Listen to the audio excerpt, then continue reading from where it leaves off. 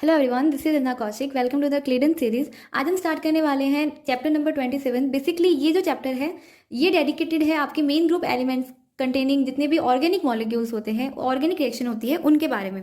Basically इस chapter में आपको 3 मेन ग्रुप एलिमेंट्स को पढ़ने को मिलेगा, सल्फर, सिलिकॉन एंड फॉस्फोरस। इस पर्टिकुलर वीडियो में हम बात करेंगे सल्फर कंटेनिंग कंपाउंड्स की, जो ऑर्गेनिक मॉलिक्यूल्स होते हैं और इनका बहुत अच्छा यूज होता है, उनका सिंथेसिस और उनकी रिएक्शन, दोनों चीज़ों को देखेंगे। बहुत इंपॉर्टेंट है सल्फर कंटेनिंग कंपाउंड्स की रिएक्शन, क्योंकि ये आपको बहुत ज़्यादा देखने को मिलेंगे आजकल। जैसे कि मेडिसिन केमिस्ट्री में इनका बहुत ज़्यादा यूज होता है। फॉर एग्जाम्पल जैसे कि डेप्सॉन, ग्लूटाथायोन एंड पेनिसिलिन, ये बहुत ही जानी मानी और काफ़ी पॉपुलर मेडिसिन है। ग्लूटाथायोन तो आजकल कमर्शियली भी बहुत ज़्यादा यूज होने लग गया है, तो इनका बहुत अच्छा यूजफुल होता है रिसेंटली, इसलिए। और बहुत सारे कंपाउंड्स में सल्फर कंटेनिंग सल्फर एटम आपको देखने को मिलेगा, इसलिए इनकी रिएक्शन को पढ़ना बहुत जरूरी है। इससे रिलेटेड एक क्वेश्चन क्या, बहुत ज़्यादा 2-3 क्वेश्चन आपको एग्जाम में देखने को मिलते हैं। तो देखो, सबसे पहले अगर हम सल्फर एटम की बात करें तो क्या डिफरेंस है सल्फर और ऑक्सीजन में।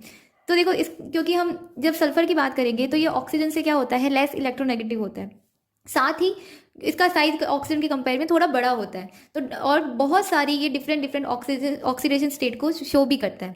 अब सल्फर कार्बन जो बॉन्ड बनता है, देखा जाए तो ये एक तरह से स्टेबल भी होता है और ये वीक भी होता है। स्टेबल दैट मीन कि ये इसकी इलेक्ट्रोनेगेटिविटी क्योंकि कार्बन के सिमिलर ही होती है, ऑक्सीजन से कम होती है, लगभग कार्बन के आसपास होती है, इसलिए इनका बॉन्ड ऐसे तो अच्छा होता है। But due to the large size of sulphur के बड़े साइज की वजह से क्या होता है, सल्फर कार्बन बॉन्ड को इजीली ब्रेक किया जा सकता है compare to the carbon oxygen bond. तो ये थोड़े डिफरेंसेस हुए।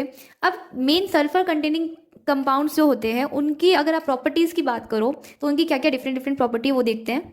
अब सल्फर कंटेनिंग कंपाउंड्स के अगर हम प्रॉपर्टीज की बात करें तो देखो, इसमें आपको बहुत सारी वैरायटीज देखने को मिलती है। सल्फर कंपाउंड्स की यही स्पेशलिटी है कि इनमें कुछ कंपाउंड ऐसे भी है जो एज अ इलेक्ट्रोफाइल बिहेव करते हैं और कुछ ऐसे भी है जो एज अ न्यूक्लियोफाइल बिहेव करते हैं। एसिड और बेस दोनों की प्रॉपर्टी शो करने वाले आपको कंपाउंड्स मिलेंगे। तो यही सल्फर कंपाउंड्स में खासियत है कि इनमें बहुत ज्यादा आपको वेरिएशंस देखने को मिलते हैं। तो हम सबके एग्जाम्पल करेंगे। सबसे पहले मैं यहाँ पे आपको बता देती हूँ, कुछ बेसिक आपको फॉर्मूलाज पता होना चाहिए, स्ट्रक्चर फॉर्मूला कि सल्फर कंटेनिंग कंपाउंड्स कौन कौन से हैं। जैसे कि थायोल्स, बेसिकली थायोल्स का सिंपल फॉर्मूला होता है SH नेगेटिव। अगर आपको थायोल पता है तो आप थायोलेट भी कर सकते हो। थायोलेट होता है जब जस्ट H को रिप्लेस कर दो एल्किल ग्रुप से, RS नेगेटिव हो गया आपका थायोलेट, ठीक है। सल्फाइड, सल्फाइड्स बेसिकली आपके क्या होते हैं, RSR, दैट मीन SR2 क्या होता है आपका, सल्फाइड होता है। अब सल्फाइड पता है तो डाई सल्फाइड भी इजीली याद हो सकता है, SR यानी कि S2R2, ठीक है। अब बात करते हैं सल्फॉक्साइड। देखो, जो सल्फॉक्साइड होते हैं वो सल्फाइड के ऑक्सीडेशन से बनते हैं, ठीक है। जब आप सल्फाइड्स का ऑक्सीडेशन करोगे तो आपको क्या मिलेगा, सल्फॉक्साइड मिलेगा, जिसका फॉर्मूला होता है R2S+O, ठीक है। और सल्फॉक्साइड के ऑक्सीडेशन से आपको मिलता है सल्फोन्स। बेसिकली सल्फोन्स का फॉर्मूला होता है R2SO2। ज्यादा डिफरेंस नहीं है, सिर्फ एक और ऑक्सीजन ऐड हो गया, ठीक है। सल्फाइड के ऑक्सीडेशन से सल्फॉक्साइड एंड देन सल्फोन्स। फिर आपका सल्फोनियम सॉल्ट, सल्फोनियम सॉल्ट भी बहुत इंपॉर्टेंट है, इसका फॉर्मूला होता है R3S positive. And next is sulfenyl chloride, इसका फॉर्मूला होता है R3SCl, RSCl, ठीक है, RSCl। ये हो गया आपका सल्फेनाइल क्लोराइड। तो ये आपके सारे सल्फर कंटेनिंग कंपाउंड थे। अब हम सल्फर की पूरी एक एक रिएक्शन लेते हैं जिसमें ये as a electrophile nucleophile behave करेगा। तो सबसे पहले अगर हम एज ए न्यूक्लियोफाइल बात करें तो जो सल्फर कंटेनिंग कंपाउंड्स होते हैं वो सॉफ्ट न्यूक्लियोफाइल होते हैं। हार्ड एंड सॉफ्ट न्यूक्लियोफाइल हम पहले भी पढ़ चुके हैं। तो देखो, जैसे कि हमारा क्या होते हैं सल्फर कंटेनिंग कंपाउंड में, जैसे हमारा सल्फर एनाइन बनेगा वो हमेशा कार्बन सेंटर पे अटैक करेगा, मतलब माइकल एडिशन में वो हमेशा कार्बन पे अटैक करेगा, ना कि कार्बोनिल पे करेगा। तो जैसे कि फॉर एग्जाम्पल यहाँ पे हमने PHSH लिया हुआ है और यहाँ पे देखो, यहाँ पे 2 आपके सेंटर है, एक तो आपका ये कार्बन सेंटर है, एक आपका ये कार्बोनिल सेंटर है। तो क्योंकि ये सॉफ्ट न्यूक्लियोफाइल की तरह बिहेव करेंगे, इसलिए जब आपका एनाइन बनेगा तो वो कहाँ पे अटैक करेगा, कार्बन सेंटर पे अटैक करेगा और आपको कुछ इस तरह का प्रोडक्ट देखने को मिलेगा। अब एज ए इलेक्ट्रोफाइल बात करें तो एज ए इलेक्ट्रोफाइल भी आपके सल्फर कंपाउंड्स क्या होते हैं, सॉफ्ट आपके इलेक्ट्रोफाइल होते हैं। गुड इलेक्ट्रोफाइल है, बट कैसे होते हैं, ये भी आपके सॉफ्ट होते हैं। सॉरी, यहाँ पे मैंने लिखा सॉफ्ट नेचर के होते हैं। फॉर एग्जांपल आपके सल्फेनाइल क्लोराइड, इसकी रिएक्शन देखना, जैसे कि हमने हमारा ये आपका डाइसल्फाइड लिया, ठीक है। डाइसल्फाइड की रिएक्शन हमने करवाई, ठीक है। SO2Cl2 से। तो देखो यहाँ पे ये एज अ, इसके बाद में लोन पेयर है तो ये कैसे बिहेव करेगा, as a nucleophile. As a nucleophile इसने यहाँ पे अटैक किया और यहाँ से आपका ये एक हेलोजन रिमूव हो गया। तो इसके रिमूवल के बाद में आपको क्या मिल रहा है यहाँ पे, देखो RSSCl प्लस चार्ज, ये आपका क्या है, ये बेसिकली आपका सल्फोनियम सॉल्ट, ठीक है, सल्फोनियम सॉल्ट आपको मिला यहाँ पे। अब देखो सल्फोनियम सॉल्ट यहाँ पे ये फॉर्म हुआ, बट साथ में ये मॉलिक्यूल किस में कन्वर्ट हो गया, आपका SO negative double bond O and Cl, ठीक है। सो यहाँ पे रिएक्शन होगी और यहाँ पे फिर से आपका एक हेलोजन और यहाँ पे रिमूव हो जाएगा। After the removal of halogen यहाँ पे आपको क्या मिला, SO2 प्लस Cl नेगेटिव। अब देखो ये जो आपका Cl नेगेटिव है ये इस सल्फोनियम सॉल्ट पे अटैक कर सकता है। तो ये सल्फोनियम सॉल्ट पे जब अटैक करेगा इस आपके सल्फर एटम पे, सो यहाँ पे आपको फाइनली जो प्रोडक्ट मिलेगा वो कुछ इस तरह का मिलेगा, RSCl। What is this, this is the sulfenyl chloride. तो ये जो हमारा सल्फेनाइल क्लोराइड फॉर्म हुआ है बेसिकली यही है जो आपका कैसे बिहेव करेगा, as a soft electrophile. Soft electrophiles क्या होते हैं आपको पता है, जो एल्कीन्स के साथ में रिएक्शन देते हैं, बेसिकली हमने पहले भी पढ़ा था। तो देखो एग्जांपल लेते हैं, जैसे कि ये हमारी एल्कीन है, एल्कीन के साथ में हमारा sulfenyl chloride as a soft electrophile behave करेगा और यहाँ पे आपका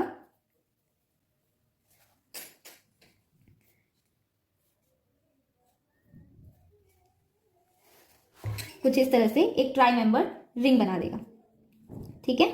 और ये जो हमारा हेलोजन यहाँ पे रिमूव हुआ था ये क्या करेगा, आपका बैक साइड से अटैक करेगा और आपकी रिंग ओपनिंग रिएक्शन आपको यहाँ पे सो यहाँ पे आपको जो मिलेगा वो कुछ इस तरह का मिलेगा। अबोव द प्लेन आपका SR and below the plane आपका हेलोजन। सो ये प्रॉपर्टी थी जहाँ पे आपका sulphur containing compound sulphenyl chloride कैसे बिहेव करता है, as a soft electrophile behave करता है। सो अब हम स्टार्ट करते हैं थायोएसिटेल से। बेसिकली हम इसमें यहाँ पे कंपेयर करेंगे नॉर्मल एसिटेल फॉर्मेशन और थायोएसिटेल की फॉर्मेशन में। तो देखो जब हमने यहाँ पे एल्डिहाइड लिया तो एसिटेल फॉर्मेशन में हम क्या करते थे, जब हम एसिडाइलेशन करवाते थे तो हम एक एसिड यूज़ करते थे, नॉर्मल एसिडिक मीडियम H+ हम यूज़ करते थे। बट थायोएसिड की कंडीशन में हमें सिर्फ डिफरेंस इतना है कि हमें यहाँ पे एक लुईस एसिड चाहिए होता है, BF3 टाइप, कोई भी लुईस एसिड हम यहाँ पे यूज़ कर सकते हैं। अब देखो जो नॉर्मल सेम उसी तरह से रिएक्शन होगी जैसे हम एसिटेल्स की फॉर्मेशन करते हैं, बट ये जो कंपाउंड बन रहा है ये कैसा साइक्लिक है, स्टेबल है। डिफरेंस यहाँ पे देखना क्या आ जाएगा कि अगर अब मैं यहाँ पे कोई भी बेस यूज़ करती हूँ, जैसे कि मैंने लिथियम बेस यहाँ पे यूज़ किया, तो उसके बाद में यहाँ पे देखो ये जो प्रोटोन है ये कैसा है, एसिडिक प्रोटोन है। सो इस प्रोटोन को ये रिमूव करेगा। After the removal of this proton यहाँ पे जो एनायन फॉर्म हुआ है ये किसी भी, अगर मैं एल्किल हैलाइड के साथ में इसकी रिएक्शन करवाती हूँ तो ये कैसे बिहेव करेगा, as a nucleophile. As a nucleophile ये बिहेव करेगा और देखो आपको जो फाइनल प्रोडक्ट मिलेगा वो कुछ ऐसा मिलेगा, लाइक दिस, ठीक है।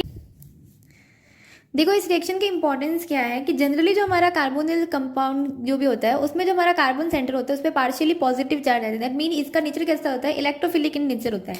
बट जब हम इसका ट्रांसफॉर्मेशन करवाते हैं इस रिएक्शन के थ्रू और जो हमारा थायोएसिटेल बनता है तो उसमें जो हमारा कार्बन सेंटर है, जनरली ये जो हमारा कार्बन सेंटर जिसपे हमारा एनायन फॉर्म हुआ, इसका नेचर अब कैसा हो गया है, as a nucleophilic in nature. तो बेसिकली दोनों में डिफरेंस ये आता है कि आपके कार्बन का इलेक्ट्रोफिलिक नेचर से न्यूक्लियोफिलिक नेचर में ट्रांसफॉर्मेशन हो जाता है। अब बात करते हैं हमारे इस थायोएसिटेल ग्रुप के रिमूवल की। तो देखो अगर हम नॉर्मल एसिटेल्स की तरह ही अगर इसका रिमूवल करने जाएं तो नॉर्मल एसिटेल्स में हम क्या करते हैं, एक एसिड का यूज़ करते हैं, H+ का यूज़ करते हैं, और एसिटेल क्या करता है यहाँ से लोन पेयर दे देता है और यहाँ पे क्या आ जाएगा आपका बेसिकली पॉजिटिव चार्ज और यहाँ पे H। अब ये देखो ये जो सल्फर एटम है ये यहाँ पे क्या करेगा, लोन पेयर देगा और यहाँ से ये रिंग ओपन हो जाएगी। तो जनरली इस तरह का मैकेनिज्म हमने एसिटेल के रिमूवल के लिए पढ़ा था, बट थायोएसिटेल में इस टाइप की रिएक्शन होती नहीं है, ये रिएक्शन यहाँ पे नहीं होगी, नॉट पॉसिबल। इस तरह से इसका रिमूवल आप नहीं कर सकते। क्यों नहीं कर सकते, उसका रीज़न ये है कि जो आपका सल्फर एटम है वो ऑक्सीजन के कंपेयर में अच्छा न्यूक्लियोफाइल तो होता है, बट ये उस ऑक्सीजन के कंपेयर में लेस बेसिक होते हैं। जो आपका सल्फर है, sulphur is less basic than oxygen. So that's why हम यहाँ पे इस तरह से इसका रिमूवल नहीं कर सकते, हम अलग मेथड यूज़ करते हैं। अब अगर हम रिमूवल मेथड की बात करें तो यहाँ पे 3 मेथड्स हम जनरली यूज़ करते हैं। फर्स्ट आप यूज़ कर सकते हो HgCl2 और H2SO4। अगर हम यूज़ करते हैं तो थायोसिटल रिमूव हो जाता है। आपको जनरली यही रिएक्शन देखने को मिलेगी रिमूवल के लिए, so it's very important. Second हम यूज़ कर सकते हैं ऑक्सीडेशन मेथड को। तो देखो ऑक्सीडेशन मेथड के लिए, जैसे कि ये हमारा थायोसिटल है, अगर मैं इसके यहाँ पे ऑक्सीडेशन करवाती हूँ तो इसके लिए हम कुछ भी यूज़ कर सकते हैं नॉर्मल, जैसे कि MCPBA भी यूज़ कर सकते हैं, सोडियम हाइपोक्लोराइड भी यूज़ कर सकते हैं, हम कुछ भी यूज़ कर सकते हैं, ठीक है। तो देखो जब हम ऑक्सीडेशन करवाएंगे हमारे थायोसिटल का तो यहाँ पे सल्फर पे क्या आ गया, ऑक्सीजन आ गया। उसके बाद में हम कोई भी हमारा एसिड यूज़ करके यहाँ पे क्या फॉर्म कर सकते हैं इजीली, यहाँ पे OH+ फॉर्म हो गया, राइट। अब यहाँ पे ये सल्फर के लोन पे है, ये यहाँ पे आएंगे और अब ये इजीली बॉन्ड ब्रेकिंग हो जाएगा। सो जो एसिडल के लिए हम यूज़ करते थे रिमूवल मेथड, उसमें सिर्फ इतना डिफरेंस आया कि अब हमें यहाँ पे पहले ऑक्सीडेशन करवाना पड़ा। सो यहाँ से जब रिमूव हो जाएगा तो यहाँ पे आ गया SOH and this will be like S+R, ठीक है। और फिर उसके बाद में वाटर मॉलिक्यूल के यूज से आपका सिंपली क्या मिल गया, आपको अपना एल्डिहाइड या कीटोन मिल गया, एसिडल का रिमूव हो गया। तो ये 2 मेथड हो गए। थर्ड मेथड देखते हैं। अब अगर हम मिथाइलेशन की बात करेंगे तो मिथाइलेशन की भी प्रोसेस वही है। हमने यहाँ पे मिथाइलेशन करवाया, एल्किल हैलाइड यूज़ किया, सेम वही सल्फर से यहाँ पे मिथाइल का अटैच हो जाएगा और उसके बाद में ये बॉन्ड ब्रेकिंग करके हमारा थायोसिटाइल रिमूव हो जाएगा। अब हम इस पूरे मेथड को एक एग्जाम्पल के थ्रू देखते हैं। देखो सबसे पहले मैंने यहाँ पे यूज़ किया है हमारा, तो क्या फॉर्म कर रहे हैं, हमने लुईस एसिड यूज़ किया है, तो यहाँ पे क्या हो जाएगा, थायोएसिटाइल ऐड हो जाएगा। देखो कैसे होगा, ये हमारा बेंजीन रिंग और यहाँ पे इस डबल बॉन्ड के प्लेस पे यहाँ पे क्या आ जाएगा, कीटोन के प्लेस पे आपका थायोएसिटाइल। ऐसे ही यहाँ पे एस लाइक दिस, ठीक है। अब नेक्स्ट स्टेप में हम यहाँ पे यूज कर रहे हैं BuLi और उसके साथ में हम यहाँ पे यूज कर रहे हैं डाइब्रोमो कंपाउंड। तो देखो जनरली ये कैसे बिहेव करेगा, वैसे ही हमारे एल्किल हैलाइड की तरह बिहेव करेगा और यहाँ पे ये जो हमारा एसिडिक प्रोटॉन है ये रिमूव हो जाएगा और यहाँ पे ये एज ए न्यूक्लियोफाइल बिहेव करेगा। सो यहाँ पे जो हमने ब्रोमो बेंजाइल यूज किया है वो अटैच हो जाएगा, कैसे, हमारे इन दोनों कार्बन सेंटर से अटैचमेंट हो जाएगा इसका। ये हमारा यहाँ पे अटैच हो गया और यहाँ पे हमारा थायोएसिटाइल ग्रुप अभी भी लगा हुआ है, जैसे ही यहाँ पे, ठीक है। सो और in the next step we are using HgCl2 plus H2SO4। So यहाँ पे क्या हो जाएगा, हमारा ये थायोएसिटाइल ग्रुप पूरा रिमूव हो जाएगा और जो आपको फाइनल प्रोडक्ट मिलेगा वो कुछ इस तरह का होगा। यहाँ पे double bond O and same यहाँ पे भी double bond O, this will be your final product. So ये रिएक्शन एग्जाम्पल बहुत इंपॉर्टेंट है, इस तरह के क्वेश्चन एग्जाम में पूछे जाते हैं। Next is the reaction of sulfones. तो सल्फोन्स जो मैंने आपको बताया था जनरली कि जो हमारे जो सल्फाइड्स होते हैं उनके ऑक्सीडेशन से हमें क्या मिलता है, सल्फॉक्साइड मिलता है और सल्फॉक्साइड के ऑक्सीडेशन से हमें क्या मिलता है, हमारा सल्फोन्स मिलता है। डायरेक्ट अगर हम स्ट्रॉन्ग ऑक्सीडाइजिंग एजेंट यूज करेंगे तो हमें डायरेक्ट भी हमारे सल्फोन्स मिल सकता है या फिर ये 2 स्टेप प्रोसेस भी हो सकता है। जनरली अगर सल्फोन्स की बात करें तो अगर हम इसकी रिएक्शन का एग्जांपल लेते हैं तो देखो यहाँ पे सल्फर पे 2 ऑक्सीजन लगे, that mean this is a sulphone. अब सल्फोन के देखो एडजेसेंट कार्बन पे जो प्रोटोन है ये कैसे है, एसिडिक प्रोटोन है, मैंने यहाँ पे बेस यूज किया है तो यहाँ पे ये क्या हो जाएगा, रिमूव हो जाएगा। आफ्टर द रिमूवल यहाँ पे हमारा एनायन फॉर्मेशन हो गया, ये हमारा एनायन फॉर्मेशन हो गया। अब हमने यहाँ पे क्या यूज किया है, हमारा alpha beta unsaturated ester use किया है। नाउ सी, हमने ये अल्फा बीटा, अब ये एनायन यहाँ पे क्या करेगा, आपके इस अल्फा बीटा अनसैचुरेटेड पे अटैक करेगा और यहाँ पे हमारा ये जाएगा कार्बोनिल पे, ठीक है। नाउ सी, अब यहाँ पे क्या बना आपका, ये हमारा सल्फर, ये double bond O double bond O and ये यहाँ पे ये पूरी चेन तो आपकी यहाँ पे आ गई एंड ये हमारा कार्बन सेंटर जब यहाँ पे अटैच हुआ तो यहाँ पे देखो सिंगल बॉन्ड एंड उसके बाद में सिंगल बॉन्ड, यहाँ पे 2 मिथाइल ग्रुप, यहाँ पे नंबरिंग दे देना आप 1 2 3, उससे क्लियर हो जाएगा, ठीक है। एंड यहाँ पे आपका डबल बॉन्ड आ गया एंड उसके बाद में यहाँ पे O नेगेटिव एंड OMe, ठीक है। अब ये एनायन जब वापस आएगा सो ये चार्ज गया यहाँ पे और इस कार्बन सेंटर से ये सीधा यहाँ पे इस कार्बन सेंटर पर अटैक करके ये as a leaving group remove हो जाएगा। सो बेसिकली जो हमारे सल्फोन्स होती है उनकी रिएक्शन में यही स्पेशल इनका की फैक्टर है कि ये बहुत अच्छे लिविंग ग्रुप होते हैं, वेरी गुड लिविंग ग्रुप। क्यों? क्योंकि यहाँ पे जो ये यहाँ पे 2 ऑक्सीजन एटम है और इसकी वजह से यहाँ पे स्टेबिलाईजेशन हो जाता है। So due to this stability यहाँ पे आपको ये as a good leaving group work करते हुए मिलेंगे। और यहाँ पे आपको एक ट्राईसाइक्लिक रिंग मिल गई जिसमें आपका ये कार्बन चेन तो कहाँ है आपकी, एक है above the plane and second जो आपका CO2Me ग्रुप है वो कहाँ गया आपका, बिलो द प्लेन गया। सो जनरली आपको सल्फोन्स की रिएक्शन में यही देखने को मिलेगा कि they act as a good leaving group.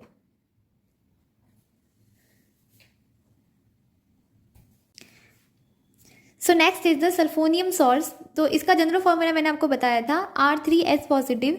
Synthesis इनकी रिएक्शन बहुत इजी है। जैसे कि हम हमारे सल्फोन्स को हम सल्फाइड से सिंथेसाइज करते थे, वैसे ही सल्फोनियम सॉल्ट को भी हम सल्फाइड से सिंथेसाइज करते हैं। सल्फाइड की रिएक्शन अगर हमने हमारा ऑस्मियम सॉल्ट से करवाते हैं या फिर हमारे एल्किल हैलाइड से करवाते हैं तो हमें क्या मिलता है, जनरली सल्फोनियम सॉल्ट्स मिल जाते हैं, ठीक है। अब बात करते हैं इनकी रिएक्शन की। तो ये 2 तरह की रिएक्शन शो करते हैं। फर्स्ट जो सल्फोनियम सॉल्ट के आर इलेक्ट्रोफाइल्स, ये इनका इलेक्ट्रोफाइल एक प्रॉपर्टी होती है, सो एज अ इलेक्ट्रोफाइल ये रिएक्ट करते हैं। सेकेंड सल्फोनियम सॉल्ट जो रिएक्शन देते हैं वो है कि they can be deprotonated and give the sulfonium ylide. अगर हम इसकी फर्स्ट प्रॉपर्टी की बात करें तो देखो सबसे पहले इन दोनों रिएक्शन को कंपेयर करते हैं। दोनों ही रिएक्शन में क्या हो रहा है, क्लोरीन को रिप्लेस करके आपका OH आ रहा है, बट यहाँ पे आपका PHS लगा हुआ और यहाँ पे नहीं लगा हुआ। ऐसा क्यों?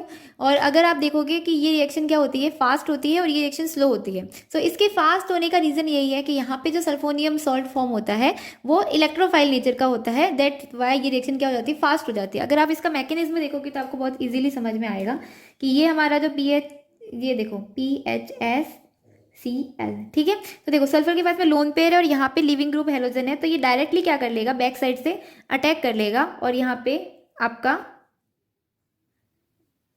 ट्राईसाइक्लिक रिंग बना देगा, ठीक है। अब जो हमारा OH है, OH नेगेटिव, वो क्या करेगा, बैक साइड से अटैक करेगा और यहाँ पे रिंग ओपनिंग हो जाएगी। सो यहाँ पे ये रिएक्शन इसीलिए फास्ट हुई कि यहाँ पे हमारा जो सल्फोनियम सॉल्ट था उसकी प्रॉपर्टी कैसी थी आपकी, एज अ इलेक्ट्रोफिलिक नेचर की थी, इसलिए इसने यहाँ पे रिएक्शन दी और आपकी ये रिएक्शन कैसे हुई, फास्ट फॉरवर्ड हुई।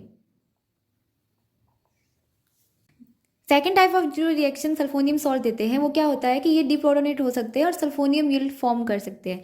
What I mean by the yield, ऐसी स्पीसीज जिसमें आपके पॉजिटिव और नेगेटिव चार्ज दोनों ही पास में हो, एडजेसेंट एटम्स में हो, तो उसको हम क्या बोलते हैं, यील्ड बोलते हैं। तो अगर सल्फर बेस है तो वो सल्फोनियम यील्ड हो गया, ठीक है। इनकी फॉर्मेशन भी हो सकती है। तो देखो दोनों ही रिएक्शन बहुत अपोजिट है, एक में एज अ इलेक्ट्रोफाइल बिहेव कर रहा है और एक में एज अ डीप्रोटोनेशन रिएक्शन दे रहा है। सो दोनों इसकी स्पेशल प्रॉपर्टीज़ है। तो जब हम बेस यूज़ करेंगे तो यहाँ पे किसी भी एक मिथाइल ग्रुप से एक प्रोटॉन का रिमूवल हो गया और यहाँ पे आपको सल्फोनियम यील्ड देखने को मिल गया। अगर हम इसकी रिएक्शन करवाते हैं हमारे कार्बोनिल से, सो देखो सेम सल्फोनियम यील्ड के जैसे ही एक फॉस्फोनियम यील्ड भी होता है जो हमने विटिंग रिएक्शन वगैरह में पढ़ा था। दोनों की रिएक्शन में बहुत फ़र्क होता है, एकदम डिफरेंट प्रोडक्ट मिलता है।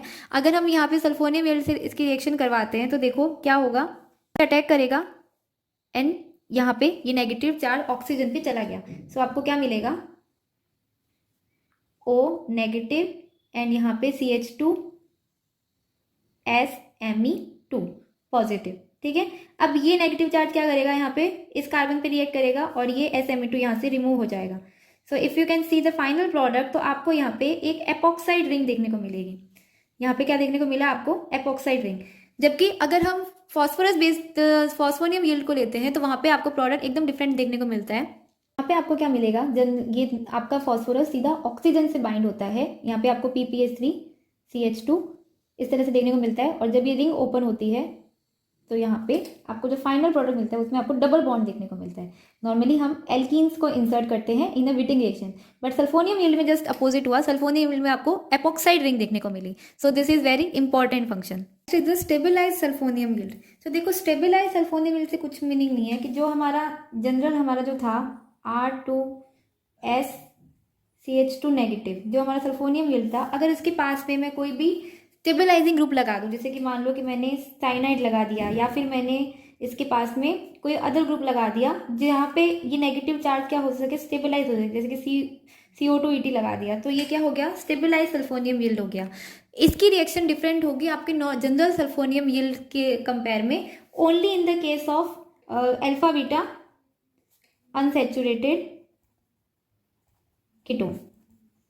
सो this is very important reaction. अगर आपको अल्फा बीटा अनसेचुरेटेड कीटोन दिया हुआ है और आपका सल्फोनियम यील्ड दिया हुआ है या फिर स्टेबलाइज सल्फोनियम यील्ड दिया है, तो दोनों का ही रिएक्शन आपको प्रोडक्ट, फाइनल प्रोडक्ट डिफरेंट मिलेगा। मैं यहाँ पे एग्जांपल के थ्रू समझाती हूँ। ये हमारा अल्फा बीटा अनसेचुरेटेड कीटोन है। यहाँ पे मैंने नॉर्मल सल्फोनियम यील्ड जब यूज़ करेंगे तो यहाँ पे क्या हो जाएगा, नॉर्मली एपॉक्साइड रिंग जो हमारी फॉर्म होती है वही फॉर्म होगी और आपको फाइनल जो प्रोडक्ट मिलेगा वो यहाँ पे तो आपको कुछ इस तरह का देखने को मिलेगा। ये आपकी एपॉक्सीडेशन हो गया, ठीक है। सेम अगर हम या इसी में अब हमने स्टेबलाइज सल्फोनियम यील्ड का यूज़ किया है, तो इस कंडीशन में यहाँ पे क्या होगा, देखो ये नेगेटिव चार्ज कहाँ पे मूव ऑन करेगा, यहाँ पे मूव ऑन किया और यहाँ पे ऑक्सीजन पे आया नेगेटिव चार्ज। तो देखो यहाँ पे आपको क्या देखने को मिलेगा, O नेगेटिव PH एंड ये पूरा यहाँ पे अटैच हो गया SME2 NCN, ठीक है। अब यहाँ पे आपका डबल बॉन्ड आ गया। जब ये नेगेटिव चार्ज वापस आएगा सो ये बॉन्ड यहाँ पे आपका शिफ्ट करेगा इस कार्बन सेंटर पे और यहाँ से ये इस कार्बन सेंटर पे शिफ्ट करे जाएगा और SME2 यहाँ से रिमूव हो जाएगा। तो देखो इन दोनों कार्बन के बीच में क्या हो गया, एक रिंग फॉर्म हो गई। तो आपको जो रिंग मिलेगी वो एक ट्राईसाइक्लिक रिंग मिलेगी। ट्राईसाइक्लिक रिंग पे एक साइड पे तो आपका लगा हुआ है डबल बॉन्ड OPH और एक साइड पे आपका लगा हुआ है साइनाइड और यहाँ पे PH। तो देखो दोनों ही बिल्कुल डिफरेंट प्रोडक्ट आपको देखने को मिले। So it's very important example. Alpha beta unsaturated ketone के लिए आपको याद रखना है कि इसकी रिएक्शन कुछ इस तरह से होगी। अब इंपॉर्टेंट चीज़ ये है कि देखो अगर मैंने यहाँ पे अल्फा बीटा अनसेचुरेटेड कीटोन नहीं लिया, नॉर्मल कीटोन लिया, डाइकीटोन लिया है और फिर भी मैं आपका स्टेबलाइज सल्फोनियम यील्ड यूज़ कर रही हूँ, तो यहाँ पे क्या फॉर्म होगा, यहाँ पे नॉर्मल जो रिएक्शन होती है हमारी एपॉक्साइड रिंग होती है फॉर्मेशन, वही फॉर्मेशन होगी। जो आपका रूल था कार्बन कार्बन रिंग का वो सिर्फ अल्फा बीटा अनसेचुरेटेड कीटोन के लिए है, नॉर्मल डाइकीटोन या कीटोन के लिए भी सिंपल रिएक्शन ही देते हैं। Next is the sulfoxonium ylide. तो बेसिकली जो हमारा सल्फोक्सोनियम यील्ड है इसकी फॉर्मेशन हम करते हैं सल्फॉक्साइड से। जो हमारा सल्फोनियम यील्ड था उसकी हम कर रहे थे सल्फाइड से कर रहे थे, इसकी हम कर रहे हैं सल्फॉक्साइड से कर रहे हैं। तो आपको जनरल रिएक्शन पता होनी चाहिए, सिंथेसिस भी, क्योंकि कई बार आपको एक स्टेप पीछे देके पूछ लेता है। तो ये हमारा सल्फॉक्साइड है, जिस सल्फॉक्साइड का जनरल फॉर्मूला क्या होता है R2SO, ठीक है। यहाँ पे हमने क्या करवाया, हमारा MEIC रिएक्शन करवाया। तो देखो यहाँ पे हमारा जो यील्ड फॉर्म हुआ, यहाँ पे देखो आपके और सल्फर पे क्या आ गया, पॉजिटिव चार्ज, और फिर हमने कोई बेस यूज़ किया है। तो यहाँ पे इस बार देखो सल्फोनियम यील्ड में क्या होता है, R2SCH2 नेगेटिव, यहाँ पे सिर्फ एक और ऑक्सीजन ऐड हो गया, तो ये क्या हो गया आपका सल्फोक्सोनियम यील्ड हो गया। अब इसकी रिएक्शन का एग्जांपल देखते हैं। सेम मैंने अगर अल्फा बीटा अनसेचुरेटेड कीटोन के लिए इनमें वेरिएशन मिलते हैं, नॉर्मल डाई कीटोन या कीटोन के लिए सिमिलर रिएक्शन ही देता है, एपॉक्साइड फॉर्मेशन टाइप। यहाँ पे देखो हमने अल्फा बीटा अनसेचुरेटेड कीटोन लिया है, एक साइड मैंने लिया है Me2S plus CH2 negative. What is this, this is the sulfonium yield. So सल्फोनियम yield यहाँ पे क्या करेगा, अल्फा बीटा अनसेचुरेटेड कीटोन पे नॉर्मल आपकी एपॉक्साइड रिंग फॉर्मेशन करेगा। ये रिएक्शन आपको पता चल गई होगी, ठीक है। सीधा भी कर सकते हो, मैं यहाँ पे डायरेक्ट लिख रही हूँ, आप रिएक्शन पूरा मैकेनिज्म करके लिख सकते हो। तो देखो यहाँ पे है हमारा यहाँ पे एपॉक्साइड रिंग फॉर्म हो गई। तो ये प्रोडक्ट हुआ। तो प्रोडक्ट तो हमें कब मिला, जब हमने हमारा सल्फोनियम यील्ड को यूज़ किया। यही अगर मैं सल्फोक्सोनियम यील्ड को यूज़ कर रही हूँ तो उस कंडीशन में देखो यहाँ पे मैंने क्या लिया है, Me2SOCH2, सिर्फ एक ऑक्सीजन का डिफरेंस है, बट प्रोडक्ट आपका बिल्कुल चेंज हो जाएगा। तो इस कंडीशन में आपको जनरली जो हमारा कार्बन कार्बन रिंग बनती है, एक ट्राई मेंबर रिंग, वही यहाँ पे आपको फॉर्मेशन देखने को मिलेगी, double bond O and this. So ये आपका फाइनल प्रोडक्ट मिलेगा। Next is the Swern oxidation, very important oxidation reaction. ये हम पहले भी पढ़ चुके हैं, बट इसको एक बार फिर से रिविजन कर लेते हैं क्योंकि सल्फर कंटेनिंग रिएक्शन है, ठीक है। सो देखो सबसे पहले हमने जो यहाँ पे DMSO यूज़ किया है, DMSO क्या हमने एल्कोहल यूज़ करते हैं, ऑक्सैलेट क्लोराइड यूज़ करते हैं, DMSO और एक बेस यूज़ करते हैं। तो जो हमारा DMSO है वो क्या करेगा, नॉर्मली आपके इस कार्बोनिल पे रिएक्ट करेगा और यहाँ से हेलोजन का क्या हो जाएगा, रिमूवल हो जाएगा। सो यहाँ पे आपको मिलेगा MESO double bond O Cl and यहाँ पे आपका Na। ठीक है, अब जो हमारा हेलोजन यहाँ से रिमूव हुआ है वो हेलोजन हमारा Cl नेगेटिव फिर से क्या करेगा एज अ न्यूक्लियोफाइड, अब इस सल्फर एटम पे क्या कर सकता है, अटैक कर सकता है। तो ये क्या करेगा, सल्फर पे फिर से अटैक करेगा और यहाँ पे ये बॉन्ड क्या हो जाएगा, यहाँ पे शिफ्ट हो जाएगा। आफ्टर द बॉन्ड शिफ्टिंग यहाँ से आपका फाइनली ये हेलोजन यहाँ पे ये सेकेंड हेलोजन भी क्या हो जाएगा, रिमूव हो जाएगा। And what you get is SClMe2।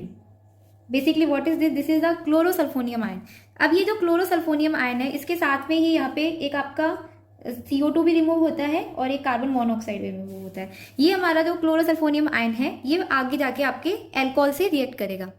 सो ये जब रिएक्ट करेगा RCH2OH, तो यहाँ पे RCH2OS एंड Me। ठीक है, ये पॉजिटिव, ये ऑक्सीजन से सीधा अटैच हो गया। अब देखो, अब हम यूज़ कर रहे हैं यहाँ पे आपका बेस R3N।